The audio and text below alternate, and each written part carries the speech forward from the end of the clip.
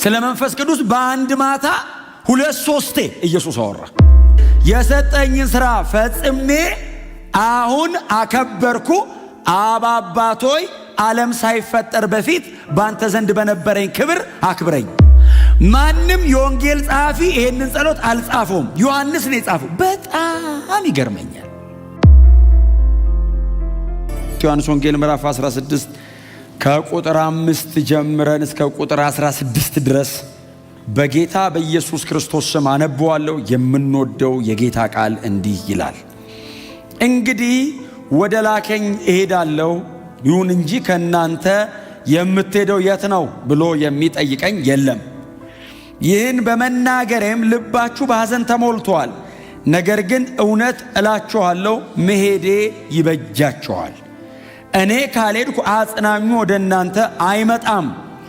ከሄድኩ ግን እርሱን ወደ እናንተ እልካለሁ። በሚመጣበትም ጊዜ ዓለምን ስለ ኃጢአት፣ ስለ ጽድቅና ስለ ፍርድ ይወቅሳል። ስለ ኃጢአት ሲባል ሰዎች በእኔ ስለማያምኑ ነው። ስለ ጽድቅ ሲባል ወደ አብ ስለምሄድና ከእንግዲህ ስለማታዩኝ ነው። ስለ ፍርድም የዚህ ዓለም ገዢ ስለተፈረደበት ነው። ብዙ የምነግራችሁ ነበረኝ፣ አሁን ግን ልትሸከሙት አትችሉም። የእውነት መንፈስ በመጣ ጊዜ ወደ እውነት ሁሉ ይመራችኋል። እርሱ ከራሱ አይናገርም፣ የሚሰማውን ብቻ ይናገራል። እንዲሁም ወደፊት ስለሚሆነው ይነግራችኋል። የእኔ ከሆነ ወስዶ እንድታውቁ በማድረግ ያከብረኛል። የአብ የሆነው ሁሉ የእኔ ነው። እንግዲህ የእኔ ከሆነው ወስዶ እንድታውቁ ያደርጋል ያልኳችሁ ለዚሁ ነው። ቁጥር 16 ከጥቂት ጊዜ በኋላ አታዩኝም፣ ይሁን እንጂ ከጥቂት ጊዜ በኋላ ደግሞ ታዩኛላችሁ። በጣም የተወደደ ሐዋርያ ነው ዮሐንስ። በዮሐንስ ወንጌል ላይ የተጻፈውን ያክል ስለ መንፈስ ቅዱስ የተቀሩ 3 ወንጌላት ላይ አታገኙም። በጣም በተብራራ አይነት መንገድ ሐዋርያው ቅዱስ ዮሐንስ ስለ መንፈስ ቅዱስ ጌታችን መድኃኒታችን ኢየሱስ ክርስቶስ በዚያች ማታ ያለውን ነው አይደል? በእነዚህ ተከታታይ ምዕራፎች ላይ የሚነግረን የምዕራፍ 14ቱም ዛሬ ደግሞ የምናየው የምዕራፍ 16ቱም ጌታ ኢየሱስ ክርስቶስ እንደ አርብ ከሰዓት ሊሰቀል እንደ ሐሙስ ማታ ነው ደቀ መዛሙርቱን በዛች ከፍ ባለችው ቤት ላይ የነ ማርቆስ እናት የነ ማርያም ቤት እዛች ሰገነቷ ላይ ሰብስቦ እየነገራቸው ነው። ለ11 ይህንን እየነገራቸው ነው። ለተመረጡ ደቀ መዛሙርት ለሆኑ ጌታ ኢየሱስ ክርስቶስ ከዚህ በኋላ የሞቱና የትንሣኤው ምስክር ለሚሆኑት ብቻ ነው እነዚህን ትምህርቶች እያስተማረ ያለው። የፐብሊክ ሰርቪሱን ጨርሷል ኢየሱስ ብለናል። አደባባይ ላይ የሚሰብከውን ስብከት ጨርሷል። ሐሙስ ማታ ነው ይሄ፣ ነገ ደግሞ ይሰቀላል። ስለዚህ እያወራ ነው ማለት ነው። ምዕራፍ 14ን እያወራ ነው። ምዕራፍ 15ን አውርቷል። ምዕራፍ 14 ስለ መንፈስ ቅዱስ በደንብ ተናግሯል። ከዛ ምዕራፍ 15 የወይኑ አይደል? የወይን ግንድና ቅርንጫፍ ነው። እኔ ግንዱ ነኝ፣ እናንተ ቅርንጫፍ ናችሁ። አባቴ ገበሬ ነው አይደል ያለው? ስለዚህ አባቴ ገበሬ ነው፣ እኔ ግንድ ነኝ፣ እናንተ ቅርንጫፍ ናችሁ። እኔና እናንተ ግንኙነታችን የህይወት ነው። አባቴና እናንተ ግንኙነታችሁ የፍሬ ነው። ገበሬው ፍሬ ፈላጊ ነው። እኔና እናንተ እላይ ነው ያላችሁት፣ ህይወት ነው የሚያገናኘ። አባቴ ደግሞ ሲመጣ ፍሬ ፈላጊ። ስለዚህ አብ ፍሩት ኦሪየንትድ ነው የሚል ሐሳብ በጣም በተብራራ መንገድ በፍቅር ኑሩ፣ የምታፈሩት ፍሬያችሁ ፍቅር ነው እያለ ይልና ምዕራፍ 16 ላይ መጣ። ምዕራፍ 16 ላይ መጣ ስለ መንፈስ ቅዱስ። ምዕራፍ 16 ላይ ድጋሚ ጌታ ኢየሱስ ክርስቶስ እንግዲህ እንደ እንትን አይደለም አይደል? በጣም የተቀናጀ አይነት ስብከት አይደለም። እናንተ ከምዕራፍ 13 ጀምራችሁ ብታነቡት በጣም የተቀናጀ ሌሎች ቦታዎች ላይ ኢየሱስ ቆሞ የሚሰብከው አይነት ስብከት ሳይሆን የመጨረሻ እንትኑን ነው እያካፈላቸው ያለው። የመጨረሻ ንግግር ስለሆነ ያነሳውን ደግሞ ያነሳዋል። እንዲያስታውሱት የሚፈልገውን ደግሞ ይነግራቸዋል። ስለ መንፈስ ቅዱስ ነግሯቸዋል። ከነሱ ስለ መለየቱ ምዕራፍ 14 ላይ ነግሯቸዋል። ከነሱ ስለ መለየቱ ተናግሯል። ለሄድ ነው ብሏቸዋል። ምዕራፍ 16ም ላይ ስለ መሄዱ ድጋሚ ያወራል። ስለ መለያየታቸው እንደገና ያወራል። ወደ አብ ስለ መሄዱ፣ መንፈስ ቅዱስ ስለ መውረዱ፣ ስለ አጽናኙ እንደገና ኢየሱስ እንዳይረሱት፣ ምክንያቱም እሱ ከሄደ ከጥቂት ጊዜ በኋላ ስለሚመጣ ድጋሚ የሚነግራቸው መሃል ላይ አንድ ስፔስ አለ አይደል? የ10 ቀን ጋፕ ይኖራቸዋል። ጌታ ኢየሱስ ወደ አብ ከሄደ ከ10 ቀን በኋላ ነው የሚመጣው። ከሞት ከተነሳ ከ50 ቀን በኋላ ማለት ነው። የፋሲካ በዓልና በዓለ 50 ቀን ነው ልዩነታቸው። ስለዚህ ከሱ ትንሣኤ እስከ መንፈስ ቅዱስ መውረድ ባለው በዚህ 50 ቀን ውስጥ 40 ቀን ብቻ ነው መሬት ላይ ኢየሱስ የሚቆየው። 40ውንም ቀን ሲቆይ 40ውንም ቀን በሙሉ አይመጣም ኢየሱስ። አሁን እስከዚህ ቀን ድረስ በየቀኑ በየሌሊቱ አብረው ነው የሚያሳልፉት። ቀን ከሌሊት 24/7 ከኢየሱስ ጋር አብረው ናቸው። ከዚች ምሽት በኋላ ግን 24/7 አብረው ማሳለፍ አይችሉም። ኦልሬዲ ነገ ኢየሱስ ተላልፎ ይሰጣል፣ ይሰቀላል፣ 3 ቀን ይቆያል፣ ከዛ ይነሳል። ከተነሳ በኋላ ወደ አባቱ ይሄዳል። እንደ ልባቸው አያገኙትም።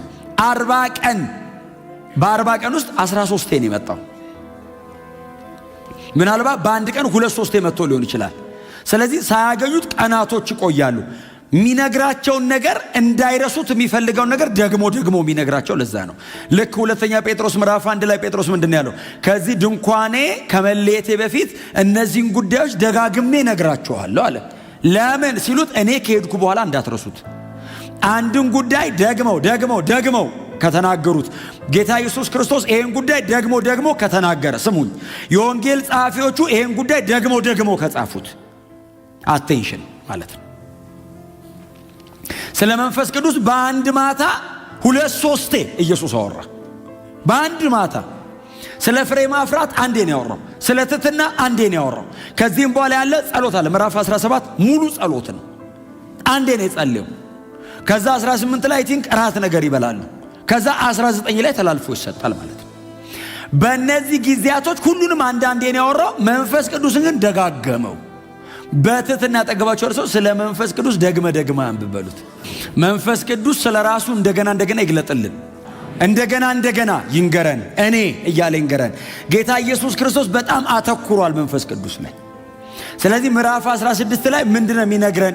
ስለ ፍሬ ማፍራት ነግሮናል፣ ስለ መንፈስ ቅዱስ ነግሮናል፣ አጽናኝ ይመጣል ብሎናል፣ እኔ ልሄድ ነው ብሎናል። አዎ በደንብ ገብቶናል። ምንድነው የሚነግረን ብለው ሲጠብቁ ድጋሚ የምዕራፍ 14ቱን እንደገና መጡ። ክብር ለኢየሱስ ይሁን። ምንድነው የሚለው? ቁጥር 5 ላይ እንግዲህ ወደ ላከኝ። በጣም እኮ የሚገርም ነው። ጌታ ኢየሱስ ክርስቶስ መቼስ አንዳንድ የመጽሐፍ ቅዱስ ክፍል ዝም ብለን ስለምናነበው ነው እንጂ ተልኬ ነው የመጣሁት ተመልሼ እሄዳለሁ ነው አይደል? ተልኬ ነው የመጣሁት ነው። እንግዲህ አሁን ወደ ላከኝ እሄዳለሁ ማለት ጀምሬ አይደለም ነው አይደል? አሁን ማርያም ጋር ጀምሬ አይደለም ነው፣ ተልኬ መጥቼ ነው አለ እና ጨርሻለሁ 33 ዓመት ተኩል ቆይቼ፣ ከዛስ አሁን ተመልሼ እሄዳለሁ አለ።